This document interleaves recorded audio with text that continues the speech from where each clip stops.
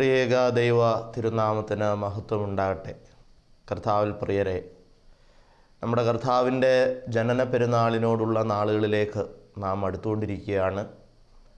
കർത്താവിൻ്റെ തിരുജനനം നമ്മുടെ ഹൃദയങ്ങളിൽ സംഭവിക്കുവാനും ക്രിസ്തുവിൻ്റെ ജനനത്തിലൂടെ നമ്മുടെ ഹൃദയത്തിൽ വലിയ ഒരു ദൈവാനുഭവം, ക്രിസ്തുവുമായിട്ടുള്ള ഒരു വ്യക്തിപരമായ ബന്ധവും രൂപപ്പെടുവാൻ തമ്പുരാൻ ഇടവരുത്തട്ടെ എന്ന് പ്രത്യേകമായി പ്രാർത്ഥിക്കുകയും ആശംസിക്കുകയും ചെയ്യുകയാണ്. യേശുക്രിസ്തുവിൻ്റെ പിറവി നമ്മുടെ ഹൃദയത്തിൽ നൽകുന്ന പ്രധാനപ്പെട്ട ഒരു സന്ദേശം, അതല്ല എങ്കിൽ പ്രധാനപ്പെട്ട ഒരു ലക്ഷ്യം, നിത്യജീവൻ എന്ന് പറയുന്ന ഒരു വലിയ ലക്ഷ്യമാണ്. ക്രിസ്തുവിൻ്റെ വരവിലൂടെ ഒരു മനുഷ്യന് സംലഭ്യമാകുന്നതും ഈ നിത്യതയുടെ വലിയൊരു വാഗ്ദാനമാണ്. അതിന് മുൻപ് പിശാചിൻ്റെ പിടിയിൽ അകപ്പെട്ടിരുന്ന മനുഷ്യനെ സംബന്ധിച്ചിടത്തോളം നിത്യജീവൻ എന്നത് ഒരു വിദൂര ലക്ഷ്യമായി, അല്ലെങ്കിൽ ഒരു നടക്കാനാവാത്ത സ്വപ്നമായി മാത്രം നിലനിന്നിരുന്ന ഒരു വസ്തുതയായിരുന്നുവെങ്കിൽ യേശുക്രിസ്തുവിൻ്റെ പിറവിയിലൂടെ മനുഷ്യന് അത് സാധ്യമായി തീരുകയായിരുന്നു. പക്ഷേ ക്രിസ്തുവിൻ്റെ പിറവി പെരുന്നാൾ ആചരിക്കുന്നവർ ആരും തന്നെ ഈ കാലഘട്ടത്തിൽ നിത്യത ഒരു വലിയ ലക്ഷ്യമായി ഏറ്റെടുക്കുന്നുണ്ട് എന്നുള്ളത് തോന്നുന്നില്ല. യേശുക്രിസ്തുവിൻ്റെ പിറവി ഈ ഭൂമിയിലെ മനുഷ്യൻ്റെ ജീവിതവുമായി ബന്ധപ്പെട്ട് അവൻ പ്രയോജനപ്പെടുത്താൻ ശ്രമിക്കുന്നു. യേശുക്രിസ്തുവിൻ്റെ പിറവി അവൻ്റെ ഭൗതിക നേട്ടങ്ങളുമായി ബന്ധപ്പെട്ട് അവൻ പ്രയോജനപ്പെടുത്താൻ ശ്രമിക്കുന്നു.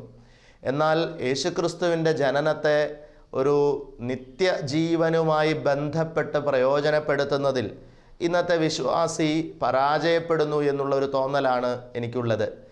ഇന്നത്തെ വേദഭാഗത്തിൻ്റെ ഒരു ചർച്ചയിലൂടെയും ധ്യാനത്തിലൂടെയും നാം എത്രത്തോളം ഈ ജനന പെരുന്നാളിനെ ആഘോഷിക്കുമ്പോൾ നിത്യതയ്ക്ക് വില കൊടുക്കേണ്ടിയിരിക്കുന്നു എന്നുള്ളതിനെക്കുറിച്ചുള്ള ഒരു അന്വേഷണം നടത്താൻ മുഖാന്തരമായി തീരട്ടെ എന്ന് ആഗ്രഹിക്കുകയാണ്, പ്രാർത്ഥിക്കുകയാണ്. യോഹന്നാൻ സ്നാപകൻ യേശുക്രിസ്തുവിനെ കുറിച്ച് പറയുന്ന ചില സാക്ഷ്യവചനങ്ങളിൽ നിന്നുകൊണ്ടാണ് ഇന്ന് നിങ്ങളോട് സംസാരിപ്പാൻ ഞാൻ പ്രത്യാശിക്കുന്നത്.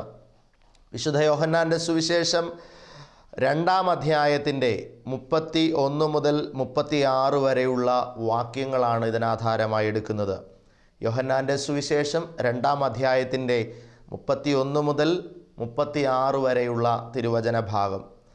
യേശുക്രിസ്തു തൻ്റെ ശിഷ്യന്മാരോടൊത്ത് സ്നാനം നൽകിക്കൊണ്ടിരിക്കുന്ന സമയത്ത് യോഹന്നാൻ സ്നാപകനിൽ നിന്ന് സ്നാനം സ്വീകരിച്ച യോഹന്നാൻ്റെ ശിഷ്യന്മാരും യേശുവിൻ്റെ ശിഷ്യന്മാരും തമ്മിൽ ഒരു സംവാദം ഉണ്ടാകുന്നത് ഇപ്പോൾ ഞാൻ പറഞ്ഞ വാക്യത്തിൻ്റെ മുൻപുള്ള വാക്യങ്ങളിൽ നമുക്ക് കാണാൻ കഴിയുന്നുണ്ട്.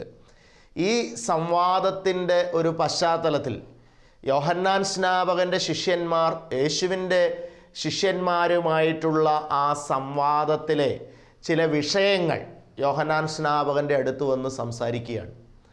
അവരൊരല്പം പരിഭവത്തോടു കൂടി തന്നെയാണ് ഈ യേശു ഉൾപ്പെടെയുള്ള ശിഷ്യസമൂഹം സ്നാനം നൽകുന്നതിനെക്കുറിച്ച് കാണുന്നത്. ഈ വേദഭാഗം ശ്രദ്ധിച്ച് വായിക്കുമ്പോഴറിയാം, യോഹന്നാൻ്റെ കീഴിൽ സ്നാനം സ്വീകരിച്ച യേശുക്രിസ്തു, യോഹന്നാനാൽ സ്നാനം സ്വീകരിക്കപ്പെട്ട യേശുക്രിസ്തു മറ്റുള്ളവർക്ക് സ്നാനം നൽകുന്നതിനോട് ഇവർക്ക് അത്ര നല്ല അഭിപ്രായമില്ല. ഇവർക്ക് യേശു പാരലലായിട്ട് വേറൊരു സംവിധാനം സ്ഥാപിക്കുന്നതായിട്ടുള്ളൊരു തോന്നലാണുള്ളത്. ഈ പരിഭവത്തോടുകൂടെ യോഹന്നാൻ സ്നാപകൻ്റെ അടുത്ത് വന്ന് പരാതി പറയുന്ന തൻ്റെ ശിഷ്യന്മാർക്ക് യോഹന്നാൻ സ്നാപകൻ കൊടുക്കുന്ന മറുപടിയാണ് ഇപ്പോൾ ഞാൻ വായിച്ച ഈ 31 മുതൽ 36 വരെയുള്ള വേദഭാഗം. അതിന് മുൻപും കുറച്ച് കാര്യങ്ങൾ പറയുന്നുണ്ട്. പക്ഷെ ഞാൻ ഇന്നത്തെ ഒരു ധ്യാന ചിന്തയ്ക്കായിട്ട് ഈ ജനനപ്പെരുന്നാളിൻ്റെ ചിന്തകളോട് ചേർത്ത് നിങ്ങൾക്കെടുക്കാൻ താല്പര്യപ്പെടുന്നത് ഈ ഒരു ഭാഗമാണ്. 31 മുതലുള്ള വാക്യമാണ്. അതിൻ്റെ ആദ്യ വാക്യം ഞാൻ ഇങ്ങനെ വായിക്കാം. മേലിൽ നിന്ന് വരുന്നവൻ എല്ലാവർക്കും മീതെയുള്ളവൻ, ഭൂമിയിൽ നിന്നുള്ളവൻ ഭൗമികനാകുന്നു, ഭൗമികമായത് സംസാരിക്കുന്നു. സ്വർഗത്തിൽ നിന്ന് വരുന്നവൻ എല്ലാവർക്കും മീതെയുള്ളവനായി താൻ കാണുകയും കേൾക്കുകയും ചെയ്തത് സാക്ഷീകരിക്കുന്നു. പ്രിയപ്പെട്ടവരെ, ഇവിടെ രണ്ട് തലങ്ങളിൽ നിന്ന് വരുന്ന ആളുകളെക്കുറിച്ചുള്ള ഒരു പരാമർശമാണ് യോഹന്നാൻ സ്നാപകൻ ഇവിടെ നടത്തുന്നത്. ഒന്ന്, മേലെ നിന്ന് വരുന്നവൻ. രണ്ട്, ഭൂമിയിൽ നിന്ന് വരുന്നവൻ. ഇവിടെ ഒരു കമ്പാരിസൺ നടക്കുകയാണ്. ഈ മേലെ നിന്ന് വരുന്നവൻ എന്നത് ഉദ്ദേശിക്കപ്പെടുന്നത് യേശുക്രിസ്തുവിനെ തന്നെയാണ്, സംശയമൊന്നുമില്ല. ഭൂമിയിൽ നിന്ന് വരുന്നവൻ എന്ന് ചിന്തിക്കുന്നത് ഭൂമിയിൽ ജനിച്ച് ജീവിച്ച് വളരുന്ന മനുഷ്യനെയാണ് ചിന്തിക്കുക. അപ്പോൾ ഇവിടെ ഈ രണ്ട് കൂട്ടരുടെയും സംഭാഷണ രീതി സംബന്ധിച്ചിട്ടുള്ള ഒരു വ്യത്യാസം യോഹന്നാൻ സ്നാപകൻ ഇവിടെ അവതരിപ്പിക്കുകയാണ്. മേലെ നിന്ന് വരുന്നവൻ മേലെ താൻ കാണുകയും കേൾക്കുകയും ചെയ്തിട്ടുള്ളത് സംസാരിക്കുന്നു. ഭൂമിയിൽ നിന്നുള്ളവനോ ഭൂമിയിൽ താൻ കാണുകയും കേൾക്കുകയും ചെയ്തിട്ടുള്ളത് സംസാരിക്കുന്നു. അപ്പോൾ യേശുക്രിസ്തുവിൻ്റെ ഈ ഭൂമിയിലെ ജനനത്തിലും ജീവിതത്തിലും സംഭവിക്കുന്ന ഈ എല്ലാ കാര്യങ്ങളിലും ക്രിസ്തുവിൻ്റെ പ്രതികരണങ്ങളിൽ നിന്നെല്ലാം മേലെ നിന്നുള്ള ചില കാര്യങ്ങളുടെ ഒരു റിഫ്ലക്ഷൻ ഉണ്ട്. സ്വർഗത്തിൽ ജീവിച്ചവനാണ് ക്രിസ്തു. വചനമാകുന്ന ദൈവമായി സ്വർഗത്തിൽ വസിച്ച യേശുക്രിസ്തു ഭൂമിയിൽ വരുമ്പോൾ ഈ ഭൂമിയോട് തനിക്ക് പറയാനുള്ളത്, അല്ലെങ്കിൽ ഭൂമിയിൽ ഉള്ളവരോട് തനിക്ക് പറയാനുള്ളത് സ്വർഗത്തിലെ അനുഭവങ്ങളാണ്. സ്വർഗത്തിലേക്കുള്ള തൻ്റെ ക്ഷണവും ഒക്കെ ഇതിനോട് ചേർന്ന് നടക്കുകയാണ്. സ്വർഗത്തിലെ അനുഭവങ്ങൾ പങ്കുവെച്ച്, സ്വർഗത്തിലേക്ക് പോകാൻ എന്തു വേണമെന്ന് പങ്കുവെച്ച്, സ്വർഗത്തിലേക്ക് ക്ഷണിക്കുന്ന ഒരു ശുശ്രൂഷയാണ് ക്രിസ്തു തൻ്റെ ജനനവുമായി ബന്ധപ്പെട്ടും ജീവിതവുമായി ബന്ധപ്പെടുത്തും ഭൂമിക്ക് നൽകുന്ന സന്ദേശം. ഒന്നുകൂടെ ഞാൻ ആവർത്തിക്കട്ടെ. സ്വർഗത്തിൽ എന്തെല്ലാം ഉണ്ട് എന്ന് പറഞ്ഞുകൊണ്ട്, ആ സ്വർഗത്തിലെത്താൻ എന്തെല്ലാം വേണമെന്ന് പഠിപ്പിച്ചുകൊണ്ട് ആ സ്വർഗത്തിലേക്ക് ക്ഷണിക്കുന്ന ഒരു വലിയ ശുശ്രൂഷ. ഇതാണ് ജനനത്തിലും ജീവിതത്തിലും മേലെ നിന്ന് വന്ന ക്രിസ്തു നിർവഹിക്കുന്നത്. എന്നാൽ ഭൂമിയിലുള്ളതെല്ലാം കണ്ടുകൊണ്ട് ഭൂമിയിലുള്ളതിൽ ആസ്വദിച്ച് ജീവിക്കുന്ന ഭൗമികനായ മനുഷ്യനോ ക്രിസ്തു പറയുന്ന ഈ സ്വർഗീയ സന്തോഷത്തെ ഉൾക്കൊള്ളാനാവാതെ ഈ ഭൂമിയിലുള്ളതിൽ തന്നെ തുടരാൻ താല്പര്യപ്പെടുന്നു. ഈ ഒരു വിരോധാഭാസമാണ് യോഹന്നാൻ സ്നാപകൻ ഇവിടെ വേർതിരിച്ച് കാണിക്കാനായിട്ട് ശ്രദ്ധിക്കുന്നത്. ഇവിടെ യോഹന്നാൻ ഇത് പറയുന്നതിൻ്റെ ഒരു പശ്ചാത്തലം എന്തെന്നാൽ, യോഹന്നാന് തന്നെ ശിഷ്യന്മാർ, യേശുവും ശിഷ്യന്മാരും സ്നാനം കൊടുക്കുന്നതിനെ വിമർശിച്ച് പറയുമ്പോൾ അവരുടെ ചിന്ത ഭൗമികമാണ് എന്ന് സ്ഥാപിക്കാനുള്ള ശ്രമമാണ്. യോഹന്നാൻ സ്നാപകൻ അവിടെ അത് തിരുത്താനുള്ള ഒരു ശ്രമം നടത്തുകയാണ് തൻ്റെ ശിഷ്യന്മാർക്ക്. യോഹന്നാന് തൻ്റെ ശിഷ്യന്മാരോട് വളരെ വ്യക്തമായി പറയുകയാണ്, ഞാൻ ക്രിസ്തു അല്ല. ഈ 31 മുൻപുള്ള വാക്യങ്ങളിൽ യോഹന്നാൻ പറയുന്നുണ്ട് അത് വളരെ കൃത്യമായിട്ട്. ഞാൻ ക്രിസ്തു അല്ല, ഞാൻ അവൻ്റെ മുന്നോടിയായി വന്നവൻ മാത്രമാണ്. നിങ്ങളെല്ലാവരും കണ്ടതല്ലേ, അവൻ വന്ന് സ്നാനം സ്വീകരിക്കുന്ന സമയത്ത് ഇവൻ ദൈവത്തിൻ്റെ പുത്രനാണ് എന്നുള്ള പ്രഖ്യാപനം നടത്തിയതും പരിശുദ്ധ റൂഹ പ്രാവിൻ്റെ രൂപത്തിൽ വന്നതുമെല്ലാം നിങ്ങൾ കണ്ടതല്ലേ, യോഹന്നാൻ പറയുകയാണ്. എന്നിട്ട് 30-ാമത്തെ വാക്യത്തിൽ താൻ പറഞ്ഞു നിർത്തുന്നത് ഇങ്ങനെയാണ്, ഞാനോ കുറയണം, അവനോ വളരണം. പ്രിയപ്പെട്ടവരെ, എന്തുകൊണ്ടാണ് യോഹന്നാൻ സ്നാപകൻ യേശുവിൻ്റെ പക്ഷത്ത് നിന്ന് സംസാരിക്കുന്നത്? അല്ലെങ്കിൽ യോഹന്നാൻ സ്നാപകൻ എന്തുകൊണ്ടാണ് യേശുവിനെ മനസ്സിലാക്കി സംസാരിക്കുന്നത്? കാരണം മേലെ നിന്നുള്ളവനായ യേശുവിനെ തിരിച്ചറിയാൻ യോഹന്നാൻ സ്നാപകന് കഴിഞ്ഞു എന്നുള്ളത് കൊണ്ടാണ്. മേലെ നിന്നുള്ളവനായ യേശുവിനെ തിരിച്ചറിയാൻ യോഹന്നാന് കഴിഞ്ഞു, പക്ഷെ തൻ്റെ ശിഷ്യന്മാർക്ക് അത് കഴിഞ്ഞില്ല. അവർ സ്നാനം സ്വീകരിച്ചവരാണെങ്കിലും അവർ ഭൗമികമായിട്ടാണ് ക്രിസ്തുവിനെ സമീപിക്കുന്നത്. ഭൗതികമായത് ചിന്തിച്ചും ഭൗതികമായത് സംസാരിച്ചുമാണ് യേശു ക്രിസ്തുവിനെ സമീപിക്കുന്നത്. ഇന്ന് നമ്മൾ നമ്മുടെ ജീവിത പശ്ചാത്തലത്തിലേക്ക് തിരിഞ്ഞൊന്ന് പരിശോധിക്കുക. നമ്മൾ യേശു ക്രിസ്തുവിനെ സമീപിക്കുന്നത് മേലെ നിന്നുള്ളത് ചിന്തിച്ചുകൊണ്ടാണോ അതോ ഭൗമികമായത് ചിന്തിച്ചുകൊണ്ടാണോ? യോഹന്നാൻ്റെ ശിഷ്യന്മാർ വിമർശനവുമായി വന്നപ്പോൾ യോഹന്നാൻ അവരെ തിരുത്തുന്നത് യോഹന്നാൻ അറിയാം, യോഹന്നാൻ മനസ്സിലാക്കി. യോഹന്നാൻ യേശുവിൻ്റെ മേലെ നിന്നുള്ള വരവ് തിരിച്ചറിഞ്ഞു. യേശുക്രിസ്തുവിൻ്റെ സ്വർഗീയമായിട്ടുള്ള ആ സാന്നിധ്യത്തിൻ്റെ വില യോഹന്നാൻ തിരിച്ചറിഞ്ഞു. അതുകൊണ്ടാണ് യേശുവിൻ്റെ വരവുമായും പ്രവൃത്തിയുമായും ബന്ധപ്പെട്ട് താൻ കൃത്യമായി യേശുവിനെ അംഗീകരിച്ചുകൊണ്ട് സംസാരിക്കുന്നത്. നമ്മളെ സംബന്ധിച്ചിടത്തോളം നമ്മൾ ഭൗമികമായിട്ടുള്ളതാണ് ഇപ്പോഴും യേശുക്രിസ്തുവിനോട് ചോദിച്ചുകൊണ്ടിരിക്കുന്നത്. ആരോടാണ് നമ്മൾ ചോദിക്കുന്നത്? കാലിത്തൊഴുത്തിൽ പിറന്നവൻ ഭൗമികമായിട്ടുള്ളതെല്ലാം ഉപേക്ഷിച്ച് പിറന്നവനാണ്. ക്രിസ്തുവിൻ്റെ കാലിത്തൊഴുത്തിലെ പിറവി വിനയത്തിൻ്റെ പ്രകടനം എന്നതായിട്ടല്ല ഞാൻ കാണുന്നതും ധ്യാനിക്കുന്നതും. ഞാൻ അതിനെ കാണുന്നത് ഭൗമികമായിട്ടുള്ളതിനെ ഉപേക്ഷിച്ചുകൊണ്ടുള്ള തൻ്റെ പിറവിയായിട്ടാണ് ഞാൻ അതിനെ കാണുന്നത്. ഒരു മനുഷ്യൻ്റെ ഭൗമികതയും ലൗകികതയുമായിട്ടുള്ള ബന്ധത്തിൽ മാക്സിമം ഡിറ്റാച്ച്മെൻ്റ് ആണ് ക്രിസ്തു തൻ്റെ പിറവിയിലും ജീവിതയാത്രയിലും പുലർത്താൻ ശ്രമിക്കുന്നത്. ഈ ലൗകികവുമായി ബന്ധപ്പെട്ടിട്ടുള്ളതിൽ മാക്സിമം ഡിറ്റാച്ച്മെൻറ്റ്. ഇവിടെയാണ് നാം ക്രിസ്തുവിൻ്റെ ശൈലിക്കും ചിന്തയ്ക്കും എതിരായി മാറുന്നത്. നാം ഇന്ന് യേശുക്രിസ്തുവിനെ വിളിക്കുന്നതും നാം ഇന്ന് യേശുക്രിസ്തുവിനോട് പ്രാർത്ഥിക്കുന്നതും ഭൗമികതയുടെ ഡിറ്റാച്ച്മെൻറ്റിനല്ല, ഭൗമികതയോട് മാക്സിമം അറ്റാച്ച്ഡ് ആകാൻ വേണ്ടിയിട്ടാണ്. ഇതാണ് വിരോധാഭാസം. ക്രിസ്തുവിൻ്റെ പിറവി പെരുന്നാൾ ആചരിക്കുന്ന മനുഷ്യൻ പുതിയ വസ്ത്രങ്ങൾ വാങ്ങുന്നു, വില കൂടിയ പലതും വാങ്ങിയെടുക്കുന്നു, അതൊരു ആഘോഷമായി കണ്ടുകൊണ്ട് എത്ര പണമാണ് ഡിസംബർ മാസത്തിൽ ചിലവഴിക്കപ്പെടുന്നത്. ഈ ഡിസംബർ മാസമാണ് പലപ്പോഴും പലയിടങ്ങളിലും ഷോപ്പിംഗ് ഫെസ്റ്റിവൽ കാലഘട്ടമായിട്ടൊക്കെ പോലും പ്രഖ്യാപിക്കപ്പെടുന്നത്. അതിൻ്റെ കാരണം മനുഷ്യൻ ഏറ്റവും കൂടുതൽ പണം ചെലവഴിക്കുന്നൊരു കാലമാണ്.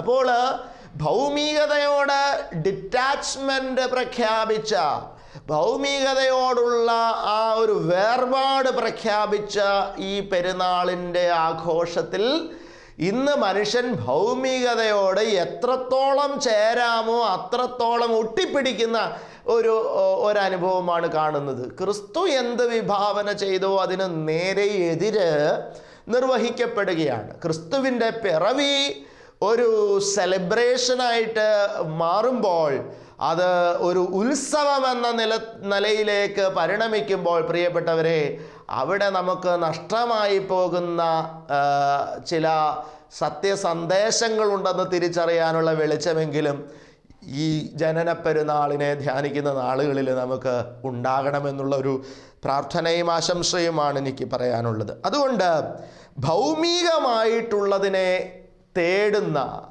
ഒരു പെരുന്നാളായിട്ട് ഈ കാലഘട്ടത്തിൻ്റെ ഈ വർഷത്തെ പെരുന്നാൾ മാറരുത്. അത് പ്രത്യേകമായിട്ട് ശ്രദ്ധിക്കണം.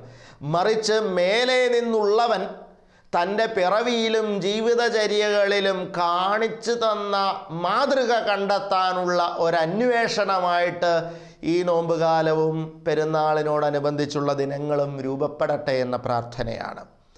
തുടർന്ന് പറയുകയാണ്, അവൻ്റെ സാക്ഷ്യം ആരും കൈക്കൊള്ളുന്നില്ല. അവൻ്റെ സാക്ഷ്യം കൈക്കൊള്ളുന്നവൻ ദൈവം സത്യവാൻ എന്നുള്ളതിന് മുദ്രയിടുന്നു. അവൻ്റെ സാക്ഷ്യം ആരും കൈക്കൊള്ളുന്നില്ല. അവൻ്റെ സാക്ഷ്യം എന്നുദ്ദേശിക്കുന്നത് എന്താണ്? അവൻ്റെ സാക്ഷ്യം എന്ന് പറയുന്നത് മേലെ നിന്ന് അവൻ കണ്ടത് പറയുന്നതാണ്. അതാണ് അവൻ്റെ സാക്ഷ്യം. യേശുക്രിസ്തുവിനൊരു സാക്ഷ്യം പറയാനുണ്ട് ലോകത്തോട്. നമുക്കറിയാം, ഇന്ന് സാക്ഷ്യ ശുശ്രൂഷകളുടെ ഒരു കാലമാണ്. ഇന്ന് ധ്യാന കേന്ദ്രങ്ങളുമായി ബന്ധപ്പെട്ടും പ്രാർത്ഥനാലയങ്ങളുമായി ബന്ധപ്പെട്ടുമൊക്കെ നമ്മളൊക്കെ സാക്ഷ്യം പറയാറുണ്ട്. യേശുക്രിസ്തുവിനൊരു സാക്ഷ്യം ലോകത്തോട് പറയാനുണ്ട്. ക്രിസ്തുവിന് പറയാനുള്ള സാക്ഷ്യം അസുഖം മാറിയതിൻ്റെ സാക്ഷ്യമല്ല. ക്രിസ്തുവിന് പറയാനുള്ള സാക്ഷ്യം ജോലി കിട്ടിയതിൻ്റെ സാക്ഷ്യമല്ല. ക്രിസ്തുവിന് പറയാനുള്ള സാക്ഷ്യം IELTS പാസ്സായതിൻ്റെ സാക്ഷ്യമല്ല. ക്രിസ്തുവിന് പറയാനുള്ള സാക്ഷ്യം കല്യാണം നടന്നതിൻ്റെയും കുഞ്ഞുങ്ങളുണ്ടായതിൻ്റെയും സാക്ഷ്യമല്ല. ക്രിസ്തുവിന് പറയാനുള്ള സാക്ഷ്യം എന്നത് മേലെ താൻ കണ്ട സാക്ഷ്യമാണ്. മേലെ താൻ കണ്ടതും പരിചയപ്പെട്ടതും താൻ അനുഭവിച്ചതുമായിട്ടുള്ള കാര്യങ്ങളുടെ സാക്ഷ്യമാണ് ക്രിസ്തുവിന് പറയാനുള്ളത്. താൻ അതിന് സാക്ഷിയാണ്. സ്വർഗത്തിലെ സംഭവങ്ങൾക്ക് താൻ സാക്ഷിയാണ്. സ്വർഗത്തിൽ നടക്കുന്നത് എല്ലാത്തിനും സാക്ഷിയാണ്. ഒരർത്ഥത്തിൽ പറഞ്ഞാൽ സ്വർഗത്തിലുള്ളതിനെ പൂർണ്ണമായി അറിയുന്ന ഒരേ ഒരു സാക്ഷിയുമാണ്. ബാക്കിയുള്ളവർക്കെല്ലാം സ്വർഗത്തിലുള്ളത് പൂർണ്ണമായിട്ട് അറിയാമോ എന്ന് എനിക്കറിയില്ല. എന്തായാലും യേശുവിന് സ്വർഗത്തിൻ്റെ ഓരോ കോണും വ്യക്തമാണെന്നുള്ളത് ഉറപ്പാണ്. സ്വർഗത്തിലെ ഓരോ മനോഭാവവും രീതികളും ശൈലികളും ഒക്കെ ക്രിസ്തുവിന് അറിയാമെന്നുള്ളത് ഉറപ്പാണ്. എല്ലാത്തിനേക്കാളുപരി ദൈവപിതാവിൻ്റെ ഉള്ളറിയുന്നവനാണ് ക്രിസ്തു. ദൈവപിതാവിൻ്റെ ഉള്ളിലുള്ളത് ക്രിസ്തുവിനറിയാം. അപ്പോൾ സ്വർഗത്തിലെ അറിവുകളിൽ വെച്ച് ഏറ്റവും ഉയർന്ന, ഏറ്റവും പ്രധാനപ്പെട്ട അറിവ് അതാണെന്നാണ് എൻ്റെ ഒരു ചിന്ത. ദൈവപിതാവിൻ്റെ ഹൃദയം അറിയാം യേശുവിന്. അതാണ് യേശുക്രിസ്തുവിൻ്റെ സ്വർഗീയ അറിവിൻ്റെ അപരിമയമായ ഒരു തലം. സ്വർഗീയ പിതാവിൻ്റെ ഹൃദയം അറിയാം, തൻ്റെ അപ്പൻ്റെ ഉള്ളറിയാം യേശുവിന്. ആ അറിഞ്ഞുകൊണ്ടാണ് ക്രിസ്തു ഭൂമിയിലേക്ക് വന്നത് തന്നെ, അപ്പൻ്റെ ഹിതം അറിഞ്ഞുകൊണ്ട് അപ്പൻ്റെ ഹിതം നടപ്പാക്കാൻ. അതുകൊണ്ട് തന്നെ ക്രിസ്തു വന്ന് പങ്കുവെക്കുന്ന സാക്ഷ്യം എന്ന് പറയുന്നത് അപ്പൻ്റെ ഉള്ളാണ് ക്രിസ്തു പങ്കുവെക്കുന്നത്. തൻ്റെ പിതാവിൻ്റെ ഹൃദയമാണ് യേശു പങ്കുവെക്കുന്നത്. അതാണ് ഈ ക്രിസ്തുവിൻ്റെ സാക്ഷ്യം. അതായത് യേശുക്രിസ്തുവിൻ്റെ സാക്ഷ്യത്തോട് നമ്മുടെ സാക്ഷ്യങ്ങളെ ഇന്ന് കമ്പയർ ചെയ്താൽ ഒരു വലിയ ദുരന്തമാണ് നമ്മുടെ സാക്ഷ്യം എന്ന് എനിക്ക് പറയേണ്ടി വരും. എന്നോട് ക്ഷമിക്കണം, നമ്മൾ പലരുടെയും സാക്ഷ്യം ദൈവത്തിൻ്റെ ഹിതമറിഞ്ഞുള്ള സാക്ഷ്യങ്ങളല്ല. നമ്മൾ പലരുടെയും സാക്ഷ്യങ്ങൾ ഞാൻ കണ്ട എൻ്റെ ഭൗതിക നേട്ടങ്ങളുടെ പ്രഖ്യാപനങ്ങളാണ്. എൻ്റെ ഭൗതിക നേട്ടങ്ങളുടെ പ്രഖ്യാപനങ്ങൾക്കപ്പുറം ദൈവത്തിൻ്റെ ഹിതത്തിൻ്റെ പങ്കുവെക്കലായിട്ട് ഒരു സാക്ഷ്യം പറയാൻ എനിക്കുണ്ടോ? എൻ്റെ ജീവിതത്തിൽ ദൈവത്തിൻ്റെ ഹിതമാണ് ഞാൻ നടപ്പാക്കുന്നതെന്ന് പ്രഖ്യാപിക്കാനായിട്ട് എനിക്ക് കഴിയുന്നുണ്ടോ? ഇത് സ്വർഗം നമ്മെ ശ്രദ്ധിച്ചു നോക്കുന്ന വളരെ പ്രധാനപ്പെട്ട ഒരു വിഷയമാണ്. ദൈവത്തിൻ്റെ ഹൃദയം പങ്കുവെക്കാനായിട്ട് കഴിയുന്ന ഒരു സാക്ഷ്യം. യേശു ആ സാക്ഷ്യമാണ് പങ്കുവെക്കുന്നത്. അവിടെ പറയുകയാണ്, അതാരും കൈക്കൊള്ളുന്നില്ല എന്നാണ് പറയുന്നത്. ആ സാക്ഷ്യം ആരും കൈക്കൊള്ളുന്നില്ല. സ്വർഗത്തിൽ താൻ കണ്ടതിനെക്കുറിച്ച്, അല്ലെങ്കിൽ സ്വർഗത്തിൻ്റെ സങ്കല്പങ്ങളെക്കുറിച്ച്, അല്ലെങ്കിൽ സ്വർഗത്തിന് ഭൂമിയിലുള്ള എന്നെക്കുറിച്ചുള്ള എക്സ്പെക്റ്റേഷൻസ്, പ്രതീക്ഷകളെക്കുറിച്ച്, സ്വർഗത്തിലേക്ക് ഞാൻ തിരികെ എത്താൻ വേണ്ടി സ്വർഗം എന്നിൽ വിഭാവന ചെയ്യുന്ന മാസ്റ്റർ പ്ലാനിനെ കുറിച്ച്, ദൈവപിതാവിൻ്റെ ഹൃദയം മനുഷ്യൻ്റെ രക്ഷയ്ക്കും നിത്യതയ്ക്കും വേണ്ടി സൃഷ്ടിച്ചെടുത്ത ആ ഒരു പ്രോജക്റ്റ്, അതിനെക്കുറിച്ച്, ഇതൊക്കെ വലിയ ദാഹത്തോടെ, വലിയ ആഗ്രഹത്തോടെ മനുഷ്യൻ്റെ മുൻപിൽ എക്സ്പ്ലെയിൻ ചെയ്യാനായിട്ട് യേശുക്രിസ്തു കടന്നു വന്ന് അതിനെ അവതരിപ്പിക്കുമ്പോൾ അതാർക്കും വേണ്ട. മനുഷ്യൻ ചോദിക്കുകയാണ്, കർത്താവേ, സ്വർഗത്തിലുള്ളതൊക്കെ അവിടെ നിൽക്കട്ടെ, എനിക്കൊരു ജോലി തരാൻ നിനക്ക് പറ്റുമോ? സ്വർഗത്തിലുള്ളതൊക്കെ അവിടെ നിൽക്കട്ടെ, എൻ്റെ അസുഖം മാറ്റിത്തരാൻ നിനക്ക് പറ്റുമോ? സ്വർഗത്തിലുള്ളതൊക്കെ അവിടെ നിൽക്കട്ടെ, എനിക്കൊരു കല്യാണം നടത്തി തരാൻ നിനക്ക് പറ്റുമോ? ഇതാണ് നമ്മുടെ വെർഷൻ. ഇതെന്തൊരു ദുരന്തമാണെന്നുള്ളതാണ്. സത്യത്തിൽ കർത്താവിന് എന്ത് സങ്കടമായിരിക്കും ഈ ഭൂമിയിലെ ഈ പൊട്ടക്കിണറ്റിൽ. അതായത് ദുരന്തങ്ങളും കഷ്ടതകളും രോഗങ്ങളും പ്രയാസങ്ങളും വേദനകളും ഒക്കെയുള്ള ഈ പിശാചിൻ്റെ ലോകത്തുള്ള ഈ ഒരു ദുരന്തപൂർണമായ ജീവിതത്തിനൊരു അന്ത്യം സമ്മാനിച്ചുകൊണ്ട്, അല്ലലുകളും അലച്ചിലുകളും ഇല്ലാതെ ദൈവപിതാവിനോട് പറ്റിച്ചേർന്നു ദൈവത്തെ ആരാധിച്ചുകൊണ്ടുള്ള സ്വാതന്ത്ര്യത്തിലുള്ള ദൈവരാജ്യത്തിൻ്റെ ജീവിതാനുഭവത്തിലേക്ക് ഇൻവൈറ്റ് ചെയ്യാൻ വന്ന ക്രിസ്തു ഇവിടെ ഈ പൊട്ടക്കിണറ്റിൽ പിന്നെയും സൗഖ്യം കിട്ടുന്നതിനെക്കുറിച്ച് കരയുന്ന ചില ബുദ്ധിയില്ലാത്ത ഭൗമികന്മാരെയാണ് കാണുന്നത്. സത്യത്തിൽ ക്രിസ്തുവിൻ്റെ ഉള്ളിൽ എന്തൊരു നോവായിരിക്കും. വലുത് കണ്ടിട്ട് വരികയാണ് അവൻ. വലുത് കണ്ടിട്ട് ആ വലുതിലേക്ക് ക്ഷണിക്കാൻ വന്ന് നിൽക്കുമ്പോൾ ആ വലുതിലേക്കുള്ള ക്ഷണത്തിന് വില കൊടുക്കാതെ ഈ ചെറുതിൻ്റെ മെയിൻ്റനൻസിന് വേണ്ടി കരയുന്ന മനുഷ്യൻ്റെ ദുരന്തം. കർത്താവ് അത് ചെയ്ത് കൊടുക്കുന്നില്ലെന്നൊന്നും ഞാൻ പറയുന്നില്ല. എത്രയോ രോഗികളെ സുഖപ്പെടുത്തി കൊടുക്കുന്നുണ്ട് കർത്താവ്. എത്രയോ സങ്കടപ്പെടുന്നവരെ ചേർത്തണച്ച് സാന്ത്വനിപ്പിക്കുന്നുണ്ട് കർത്താവ്. അതൊക്കെ ചെയ്യുന്നുണ്ട്. പക്ഷെ അതിലൂടെ എല്ലാം ക്രിസ്തു നടത്തുന്ന ശ്രമം, ഞാൻ കൊടുക്കുന്ന ഈ സൗഖ്യത്തിലൂടെ അവൻ എൻ്റെ വാക്കിന് വില കൊടുക്കുന്ന അവസ്ഥയിലേക്ക് ഒരു റിലേഷൻഷിപ്പ് ബിൽഡപ്പ് ചെയ്യാനാണ് ക്രിസ്തു അവിടെ ശ്രമിക്കുന്നത്. പക്ഷെ അവിടെയും മനുഷ്യൻ എന്താ ചെയ്യുന്നത്? ആ റിലേഷൻഷിപ്പിലേക്ക് വരാതെ ആ ക്രിസ്തു അവൻ കൊടുത്ത സൗഖ്യത്തിൽ മാത്രം തൃപ്തനായി അവനെ വിട്ട് തൻ്റെ ചെറിയ ജീവിതത്തിൽ വീണ്ടും ഒതുങ്ങിക്കൂടുകയാണ്. അപ്പം അതാണ് യോഹന്നാൻ വളരെ നൊമ്പരത്തോടെ പറയുന്നത്. അവൻ്റെ സാക്ഷ്യം ആരും സ്വീകരിക്കുന്നില്ല, അവൻ്റെ സാക്ഷ്യം ആരും സ്വീകരിക്കുന്നില്ല. ഇതൊരു വലിയ ദുഃഖകരമായ ഒരു പെയിനാണ്. സത്യത്തിൽ യേശുക്രിസ്തുവിന് മുന്നോടിയായി വന്ന യോഹന്നാൻ സ്നാപകൻ്റെ ഹൃദയം അനുഭവിക്കുന്ന ഒരു വലിയ നൊമ്പരം കൂടിയാണത്. കാരണം യോഹന്നാനാണ് ക്രിസ്തുവിന് മുന്നോടിയായത്. ഇനി ഈ മിഷൻ കണ്ടിന്യൂ ചെയ്യേണ്ടത് ക്രിസ്തുവാണ്. ആ ക്രിസ്തുവിൻ്റെ വാക്ക് ജനം സ്വീകരിക്കാതെ വരുമ്പോഴുള്ള പെയിൻ, വേദന യോഹന്നാൻ്റെ ഉള്ളത്തെയും ഭരിക്കുന്നുണ്ട്. അതുകൊണ്ട് യോഹന്നാൻ പറയാണ്, അവൻ്റെ സാക്ഷ്യം ആരും സ്വീകരിക്കുന്നില്ല. എന്നിട്ട് മാത്രമല്ല, അവൻ്റെ സാക്ഷ്യം കൈക്കൊള്ളുന്നവൻ ദൈവം സത്യവാൻ എന്നുള്ളതിന് മുദ്രയിടുന്നു. ആരെങ്കിലും അവൻ്റെ സാക്ഷ്യം കൈക്കൊണ്ടാൽ അവൻ ദൈവം സത്യവാൻ എന്ന് മുദ്രയിടുകയാണ്. പ്രിയപ്പെട്ടവരെ, ഇത് സുപ്രധാനമായൊരു കാര്യമാണ്.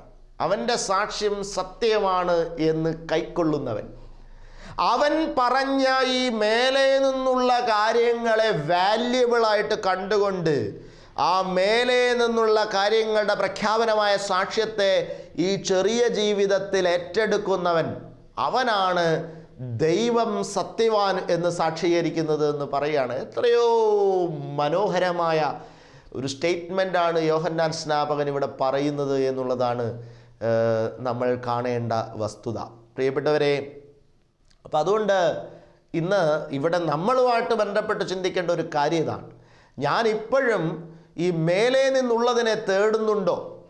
മേലെ നിന്ന് വന്നവൻ്റെ പെരുന്നാൾ ആഘോഷപൂർവം ഉത്സവപൂർവം ആഘോഷിക്കുമ്പോഴും ഈ മേലെ നിന്നുള്ളവനെ തേടുവാൻ, അന്വേഷിക്കുവാൻ നമ്മൾ തയ്യാറാകുന്നുണ്ടോ എന്നുള്ള ഒരു സങ്കടകരമായ അന്വേഷണമാണ് നമ്മുടെ ഹൃദയത്തിൽ ഉണ്ടാകേണ്ടത്. വീണ്ടും അറിഞ്ഞു വയ്ക്കുകയാണ് താൻ, അവനാത്മാവിനെ അളവ് കൂടാതെയല്ലോ നൽകുന്നത്. പിതാവ് പുത്രനെ സ്നേഹിക്കുന്നു, സകലവും അവൻ്റെ കയ്യിൽ കൊടുത്തിരിക്കുന്നു. എന്നിട്ട് പറയുകയാണ്, പുത്രനിൽ വിശ്വസിക്കുന്നവന് നിത്യജീവനുണ്ട്, പുത്രനെ അനുസരിക്കാത്തവനോ ജീവനെ കാണുകയില്ല. എന്നിട്ട് ദൈവക്രോധം അവൻ്റെ മേൽ വസിക്കുന്നതേയുള്ളൂ. പുത്രനെ വിശ്വസിക്കുന്നവന് നിത്യജീവനുണ്ട്, പുത്രനെ അനുസരിക്കാത്തവനോ ജീവനെ കാണുകയില്ല. ദൈവക്രോധം അവൻ്റെ മേൽ വസിക്കുന്നതേയുള്ളൂ. പ്രിയപ്പെട്ടവരെ, ഇത് വളരെ പ്രധാനപ്പെട്ട ഒരു സ്റ്റേറ്റ്മെൻറ്റാണ്. ഞാൻ ഈ സംഭാഷണത്തിൻ്റെ തുടക്കത്തിൽ പറഞ്ഞുകൊണ്ട് ഞാൻ ഇത് കൺക്ലൂഡ് ചെയ്യാൻ ആഗ്രഹിക്കുകയാണ്. യേശുക്രിസ്തുവിൻ്റെ വരവ് നൽകുന്ന ഒരു ഇൻവിറ്റേഷൻ നിത്യജീവനിലേക്ക്, എറ്റേണൽ ലൈഫിലേക്കുള്ള ഇൻവിറ്റേഷനാണ്. ക്രിസ്മസ് യഥാർത്ഥത്തിൽ നിത്യതയിലേക്കുള്ള ക്ഷണക്കത്താണ്. ആ നിത്യതയിലേക്കുള്ള ക്ഷണക്കത്തുമായി യേശു ക്രിസ്തു വരികയാണ്. ക്രിസ്തു സ്വർഗീയ പിതാവിൻ്റെ ക്ഷണക്കത്തുമായി വന്നവനാണ്. ക്ഷണക്കത്ത് മാത്രമല്ല ക്രിസ്തു നൽകുന്നത്, തൻ്റെ ജീവിതത്തിലൂടെ അവനെ കൊണ്ടുപോകാൻ കൂടിയാണ് ക്രിസ്തു വന്നിട്ടുള്ളത് നിത്യതയിലേക്ക്. എന്നാൽ അതിനൊരൊറ്റ വഴിയേ ഉള്ളൂ, പുത്രനെ അനുസരിക്കണം. ഈ ക്ഷണക്കത്തുമായി വന്ന ക്രിസ്തുവിനെ അനുസരിക്കണം. അനുസരിച്ചാൽ നിത്യജീവൻ കിട്ടും. അനുസരിക്കാത്ത ഒരൊറ്റ വ്യക്തിക്ക് പോലും നിത്യജീവൻ കിട്ടുകയില്ല എന്ന് അസന്നിഗ്ധമായി യോഹന്നാൻ സ്നാപകൻ പ്രഖ്യാപിക്കുകയാണ്. സർപ്പസന്തതികളെ എന്ന് പറഞ്ഞ് തീവ്രമായ മാനസാന്തരത്തിൻ്റെ സുവിശേഷം പ്രസംഗിച്ച യോഹന്നാൻ്റെ അതിശക്തമായ മറ്റൊരു വാക്കാണ് ഇവിടെ നമ്മൾ കാണുന്നത്. പുത്രനെ അനുസരിക്കാത്തവൻ ജീവനെ കാണുകയില്ല. എന്നിട്ട് പറയാണ്, ദൈവക്രോധം അവൻ്റെ മേൽ വസിക്കുന്നതേയുള്ളൂ. നമ്മെ വല്ലാതെ ചിന്തിപ്പിക്കേണ്ട ഒരു സ്റ്റേറ്റ്മെൻ്റാണ് യോഹന്നാൻ സ്നാപകൻ നമ്മളോട് സംസാരിക്കുന്നത്. പ്രിയപ്പെട്ടവരെ, യോഹന്നാൻ സ്നാപകൻ പറയുന്ന ഈ വാക്ക് നമുക്ക് ഏറ്റെടുക്കാം. യേശുക്രിസ്തുവിനെ അനുസരിക്കാനുള്ള ഒരു തീരുമാനത്തിൻ്റെ നാളുകളായി ഈ പെരുന്നാളിനോടനുബന്ധിച്ചുള്ള, ജനന പെരുന്നാളിനോടനുബന്ധിച്ചുള്ള നോമ്പ് കാലവും അതിൻ്റെ അന്വേഷണവുമെല്ലാം രൂപാന്തരപ്പെടട്ടെ എന്ന് പ്രാർത്ഥിച്ചുകൊണ്ട്, ആശംസിച്ചുകൊണ്ട് വചന ശുശ്രൂഷ അവസാനിപ്പിക്കുന്നു. നമുക്ക് പ്രാർത്ഥിക്കാം. കരുണാസമ്പന്നനായ തമ്പുരാനെ, കേൾപ്പിച്ച വചനങ്ങൾക്കായി സ്തോത്രം. തമ്പുരാനെ, ക്രിസ്തുവിൻ്റെ വരവ് സ്വർഗത്തിലുള്ളത് പറയാനായിരുന്നു എന്ന് ഞങ്ങൾ കണ്ടു. എന്നാൽ ഞങ്ങളതിനെ ശ്രദ്ധിക്കുന്നില്ല. പലപ്പോഴും ഞങ്ങളുടെ ഭൂമിയിലുള്ള അന്വേഷണങ്ങൾക്കായി ക്രിസ്തുവിൻ്റെ വരവിനെ ഞങ്ങൾ ഉപയോഗിക്കുന്നു. ഈ ഒരു പാപത്തിൽ നിന്ന് ഞങ്ങളെ കരകയറ്റണമേ. പുത്രനെ അനുസരിച്ചുകൊണ്ട് നിത്യതയിലേക്ക് യാത്ര ചെയ്യാൻ ഞങ്ങളെ സഹായിക്കണമേ. വിശുദ്ധ മാതാവേ, സകല വിശുദ്ധരെ ഞങ്ങൾക്ക് വേണ്ടി അപേക്ഷിക്കണമേ.